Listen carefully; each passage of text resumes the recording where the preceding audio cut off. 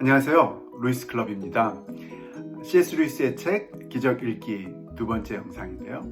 이번 영상에서는 2장 자연주의자와 초자연주의자를 읽어보고 또 내용을 같이 한번 나누어 보려고 합니다. 인용구부터 한번 읽어보겠습니다. 스니프 부인이 소리쳤다. 이럴 수가. 용감하게도 사람들이 땅 위에서 산단 말이지? 팀이 대답했다.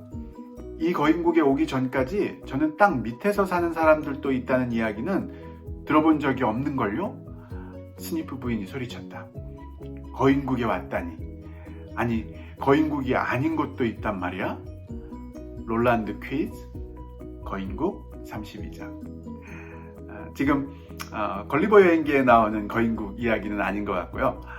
롤란드 퀴즈라는 사람이 쓴 거인국 이야기의 일부분인 것 같은데요. 전혀 다른 세계에 살던 사람들이 우연히 만났을 때 겪게 되는 그런 느낌, 깜짝 놀람, 그런 것들을 표현한 부분인 것 같습니다.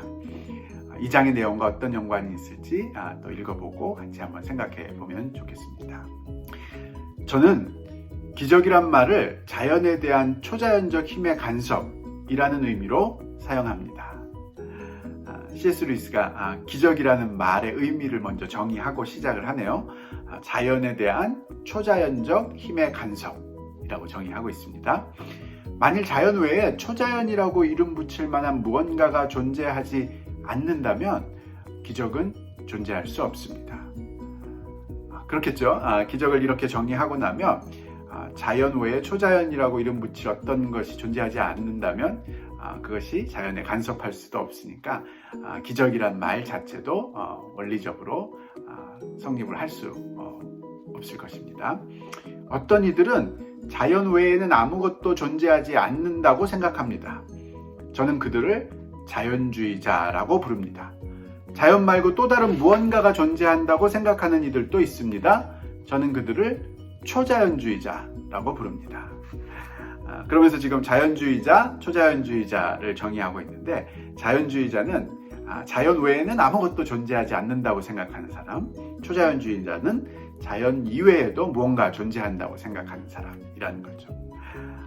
그렇다면 자연주의자에게는 기적이라는 것은 원리적으로 불가능한 것이고, 초자연주의자에게는 기적이라는 것이 어떤 면에서는 굉장히 자연스러운 그런 현상 중에 하나라고 여겨질 수 있게 되겠죠.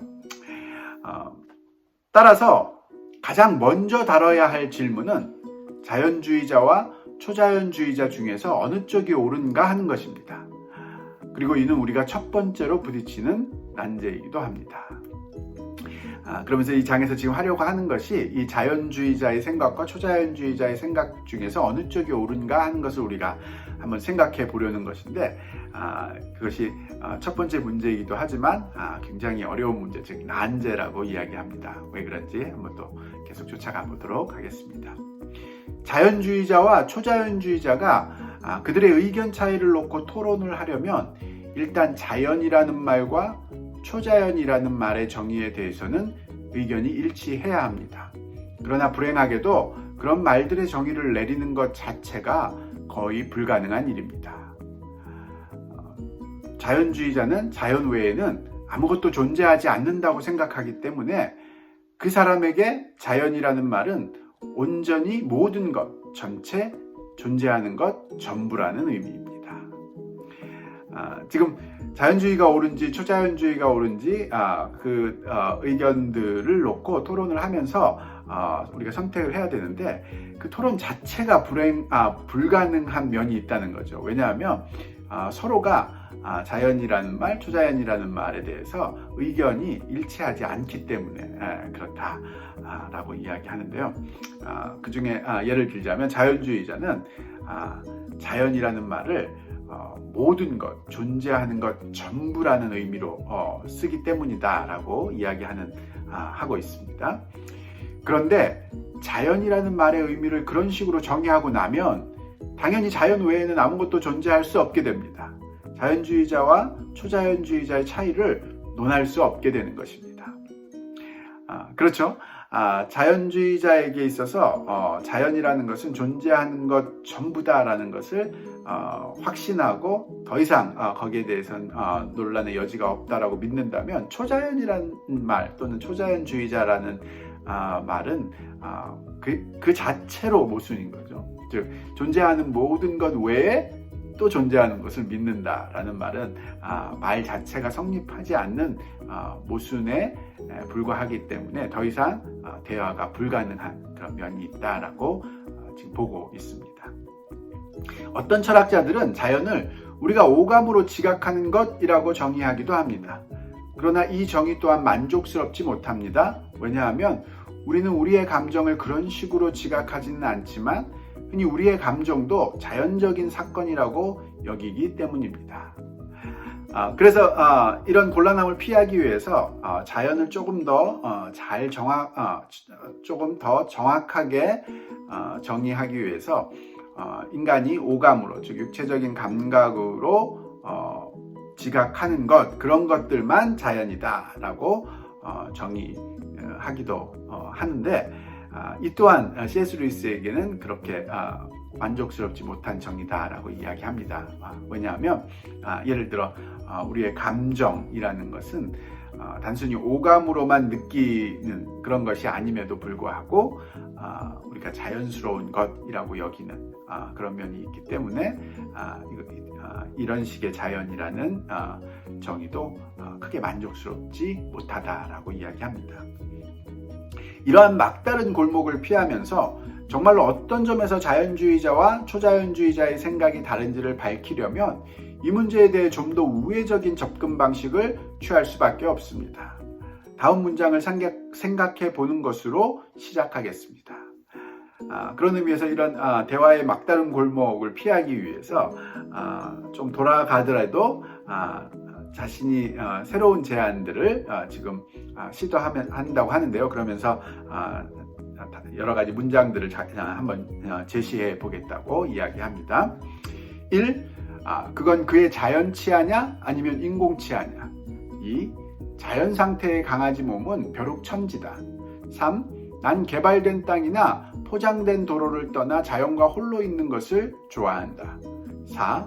꾸미지 말고 자연스럽게 행동해. 5.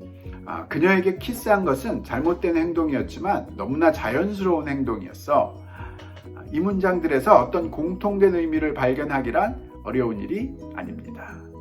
지금 5가지 일상적으로 우리 인간의 언어 사용하는 그런 예들을 제시하면서 이 문장들에 쓰인 자연 또는 자연스럽다라는 이 말의 의미의 공통점을 발견하기란 어려운 일이 아니라라고 이야기하고 있습니다. 자연치아란 입안에서 자라는 이를 말합니다. 즉 도안하거나 제조하거나 맞춰야 할 필요가 없는 이입니다. 개의 자연 상태란 비누칠해주고 씻겨주고 방해해주는 사람이 아무도 없을 경우 그 개가 처하게 되는 상태를 말합니다. 자연이 지배적인 시골이란 흙과 날씨와 초목 등이 사람의 아무런 도움이나 방해 없이 산물을 내는 곳을 말합니다. 자연스러운 행동이란 일부러 자기 행동을 바꾸려고 애쓰지 않을 때 보이게 되는 행동을 말합니다. 자연적 키스란 도덕적, 이성적 생각의 방해가 없다면 하게 되는 키스를 말합니다. 지금 자신이 제시했던 그 문장들을 다시 한번 그 의미들을 일깨워주고 있는데요. 다 동의할 수 있는 그런 내용이라고 생각이 듭니다. 이 모든 예에서 자연이란 저절로 혹은 자발적으로 발생하는 것이라는 의미입니다. 즉, 애써 노력할 필요가 없는 것, 일부러 막지만 않는다면 얻게 되는 것을 뜻합니다. 그리스어로 자연은 자라다라는 의미의 동사와 관련이 있습니다. 또 라틴어 나투라는 태어나다라는 동사와 관련이 있습니다. 즉, 자연적인 것이란 자발적으로 생겨나고 나타나고 도래하고 계속되는 것입니다. 이미 주어져 있는 것, 자생적인 것, 의도하지 않았어도 있는 것, 청하지 않았어도 있는 것입니다. 지금 C.S. 루이스는 자신이 제시했던 그런 일상적이고 상식적인 언어 속에 나오는 자연 또는 자연스러운 말의 의미가 바로 저절로 혹은 자발적으로 발생하는 것이라는 의미라고 지금 보고 있는데요. 그러면서 어원적으로도 그리스어의 자연은 자라다는 의미를 보여주고 있고, 라틴어의 자연은 태어나다라는 의미를 가지고 있기 때문에 즉 자발적으로 태어나서 자라고 생겨나는 것이라는 의미가 아주 잘 뒷받침되고 있다고 지금 보고 있는 거죠. 자연주의자는 궁극적 사실, 즉 최종적 실제는 시공간 속에서 자발적으로 움직이고 있는 어떤 거대한 과정이라고 믿고 있습니다.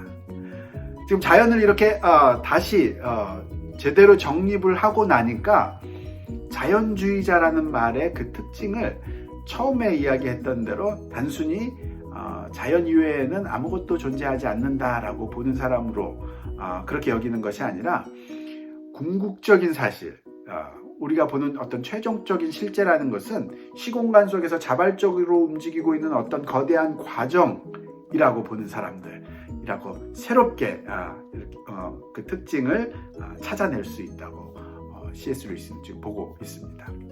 이 말의 뜻이 무엇인지가 한눈에 금방 들어오기는 좀 어렵다고 보여지는데요. 무슨 뜻인지 계속 그 뜻을 좀 쫓아가 보도록 하겠습니다.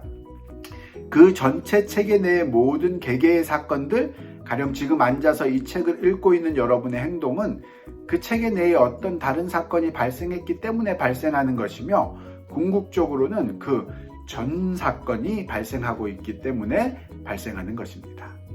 개개의 존재, 가령 이 페이지가 현재 이 모습인 것은 다른 존재들이 현재 이 모습이기 때문이며, 궁극적으로는 그 전체 체계가 현재 모습이기 때문입니다.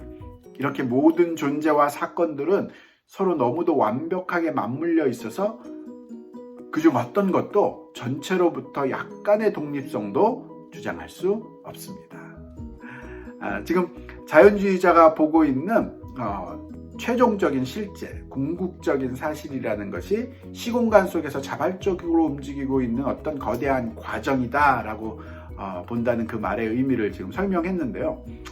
그 말은 모든 것이 완전히 연결되어서 존재하기 때문에, 즉 전체로서 하나로 존재하고 있다는 것, 그것이 바로 자연의 속성이기 때문에 우리가 보고 있는 개개의 사건들, 개개의 존재들은 사실 그 자체로 자발적으로 존재하는 것들은 없다는 것이죠. 사실은 그 뒤에서 전체로 완벽하게 맞물려 돌아가는 것의 일부분이 우리에게 드러나 보였기 때문에 우리가 그것을 개개로 존재하는 것처럼 착각할 수는 있어도 실제로 그런 면은 없다. 즉 어떠한 개별적인 사건, 개별적인 존재도 자신의 독립성을 조금이라도 주장할 수 없다라고 보는 것, 그것이 자연주의자의 관점이다라고 지금 강조해서 설명을 하고 있습니다. 개개의 존재는 전체로서의 자연, 서로 맞물려 있는 사건들이 그 거대한 전체의 그 일반적인 독자적 존재나 자발적 행위를 어떤 특정 장소와 시간에서 나타내 보여준다는 의미를 제외하면 전혀 독자적으로 존재하거나 자발적으로 움직이는 것들이 아닙니다. 지금 같은 말을 다시 강조해서 지금 설명을 하고 있는데요. 개개의 존재라는 것은 어떤 특정 장소와 시간에서 그 개개의 존재가 전체로서의 자연의 일부분을 보여준 것 뿐이지 실제로 독자적으로 존재하거나 자발적으로 움직이는 것이 아니다. 그것을 분명히 볼 수 있어야 된다 라고 말하는 사람들, 그 사람들이 바로 자연주의자다라고 지금 강조해서 지금 설명을 하고 있습니다. 이 부분이 어떻게 보면 알아들을 것 같기도 하고 조금 더 복잡해 보이고 무슨 말인지 모르겠는 것 같은 그런 느낌이 들 수도 있다고 생각이 드는데요.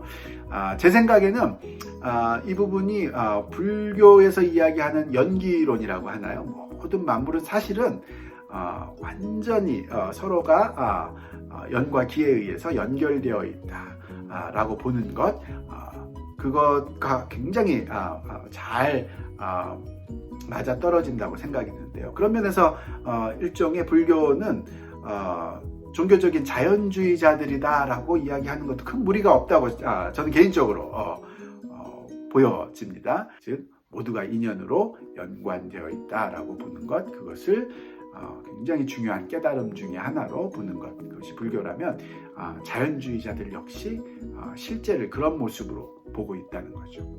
따라서 철저한 자연주의자는 자유의지라는 것을 믿지 않습니다. 왜냐하면 자유의지란 인간이 독립적 행위를 할 수 있는 능력, 영속되는 사건 전체에 포함되는 것, 그 이상의 무언가를 할 수 있는 능력을 의미하기 때문입니다. 그런데 자연주의자는 사건들을 시작시키는 그러한 별개의 힘이 존재한다는 것을 부인합니다. 자발성, 근본성, 자율적 행동 등은 오직 자연이라고 부르는 그 전체에만 해당되는 특권이기 때문입니다. 이렇게 자연주의자의 그 실제관을 우리가 잘 이해하면 논리적으로 자연스럽게 자연주의자는 자유의지라는 것을 믿을 수 없을 수밖에 없다라고 지금 강조를 하고 있는데요. 왜냐하면 자유의지라는 것 그 자체가 바로 독립적으로 존재하면서 전체로서 존재하는 그 전체 사건에 새로운 무언가를 부여하는 그런 변화를 만들어내는 그런 힘이 있다고 여기기 때문이라고 이야기하는데요. 즉 우리가 생각할 수 있는 그 자유의지가 갖고 있는 자발성, 근본성, 자율적 행동, 이런 것들은 자연이라고 부르는 그 전체에만 해당되는 특권이지 절대로 어떤 독자적인 것들이 나누어 가질 수 없는 것이다 라고 보는 것, 그것이 자연주의자의 세계관이기 때문에 그 세계관 안에서는 자유의지라는 것이 존재할 수 없다라고 봐야 된다는 거죠. 초자연주의자는 자존하는 무언가가 분명 있다고 생각하는 점에서는 자연주의자와 같습니다. 그 자존적 존재는 일종의 근본 사실로서 그 자체가 모든 설명의 근거이자 출발점이기에 그것을 설명하고자 시도하는 것은 무의미합니다. 그러나 초자연주의자는 이 사실을 전체와 동일시하지는 않습니다. 지금 자연주의자의 특징을 설명을 했다면 그와 비추어서 초자연주의자의 특징을 지금 설명하고 있는데요.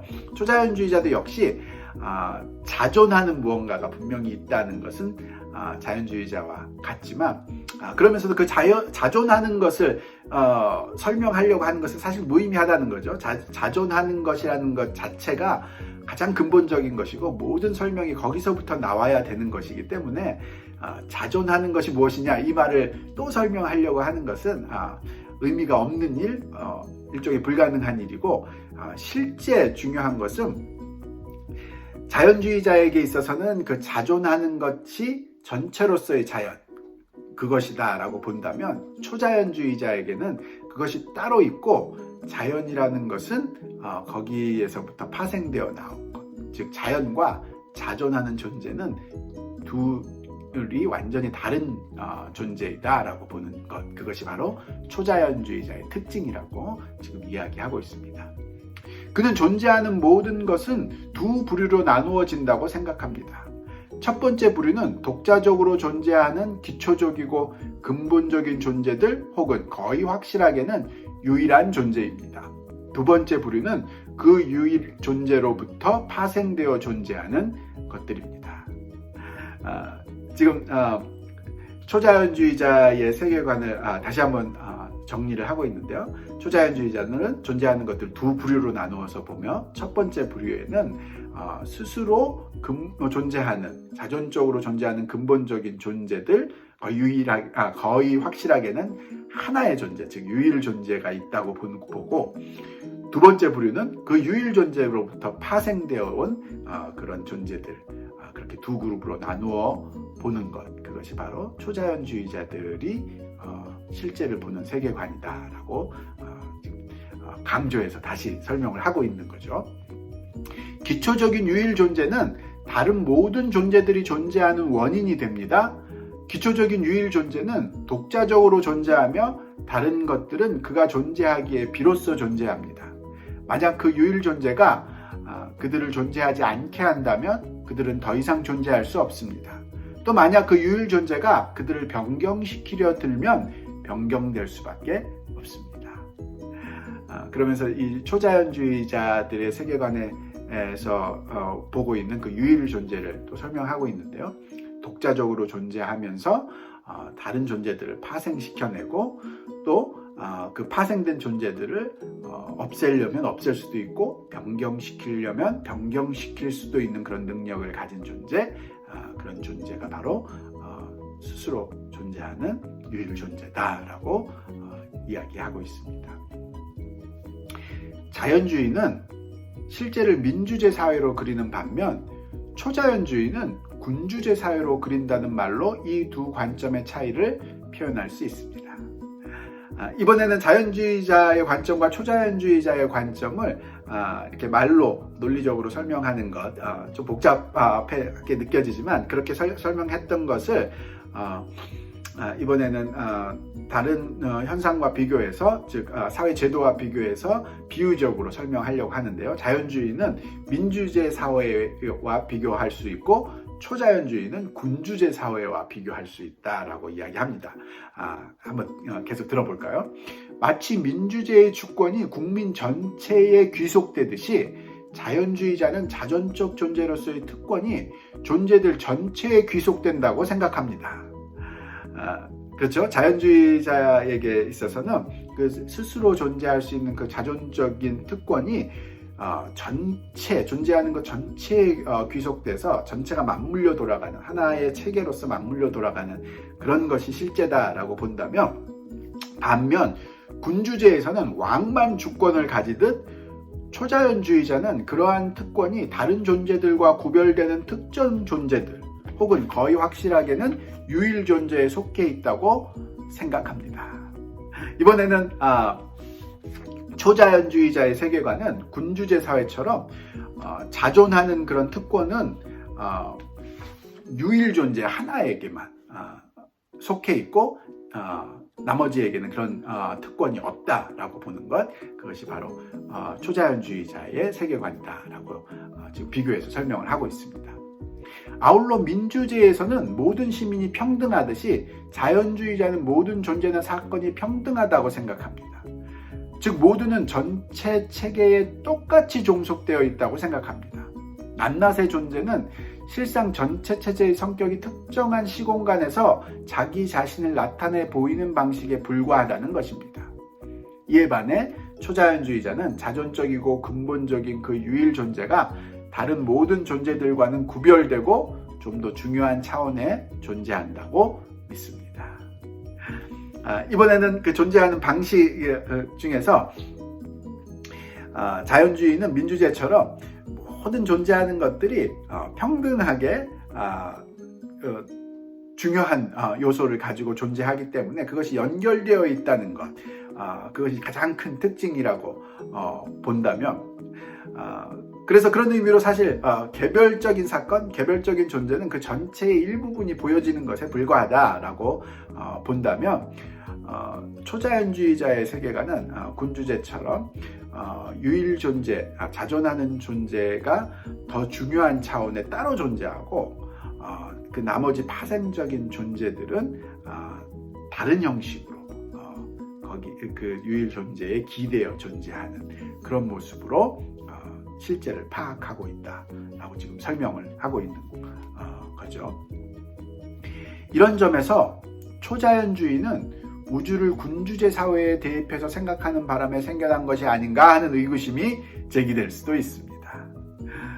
그렇죠. 옛날 사람들은 초자연주의적인 생각을 하는 사람들이 더 많았으니까 그것은 아마 군주제 시대를 살던 사람들의 그 환경적인 요인 때문에 그런 생각을 하게 된 것이 아닌가라고 볼 수도 있다고 이야기합니다. 그렇다면 자연주의 역시 우주를 현대 민주제 사회의 구조에 대입해서 생각하는 바람에 생겨난 것이 아닌가 하는 의구심도 가져야 합니다. 근데 그것을 그런 식으로 생각하는 것에 확신이 있다면 자연주의 역시 우리가 실제를 파악한 것이 아니라 우리가 단순히 민주제 사회에 살고 있기 때문에 거기서 나온 파생된 생각일 뿐이지 않겠느냐라고 보는 것이 논리적으로 형평성에 맞다라고 지금 이야기하고 있습니다. 이렇듯 두 갈래의 의구심은 서로 상쇄작용을 일으켜 어느 이론이 더 진실일 가능성이 높은지 결정하는데 아무런 도움도 주지 않습니다. 이런 의구심이 초자연주의는 군주제 시대의 특징적인 철학이고 자연주의는 민주제 시대의 특징적인 철학이라는 점을 우리에게 상기시켜 주지만 400년 전 수많은 대중이 무지로 인해 초자연주의를 믿었던 것이 가능하다고 한다면 오늘날의 수많은 대중도 무지로 인해 자연주의를 믿는 것이 역시 마찬가지로 가능합니다. 그렇죠?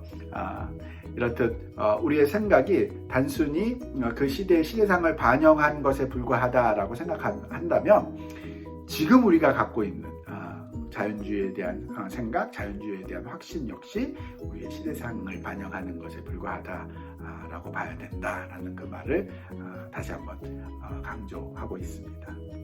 초자연주의자들이 믿는 그 유일한 자전적 존재 혹은 자존하는 소수 집단은 다름 아니라 우리가 하나님 혹은 신들이라고 부르는 존재를 가리킨다는 점은 이미 간파하셨을 것입니다.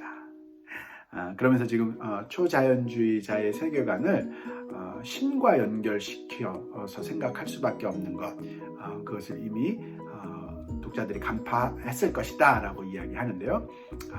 이 내용에 대해서 신과 연결시켜서 초자연주의자의 생각들을 바라보는 것, 그것들에 대해서는 다음 영상에 같이 나눠 보도록 하겠습니다.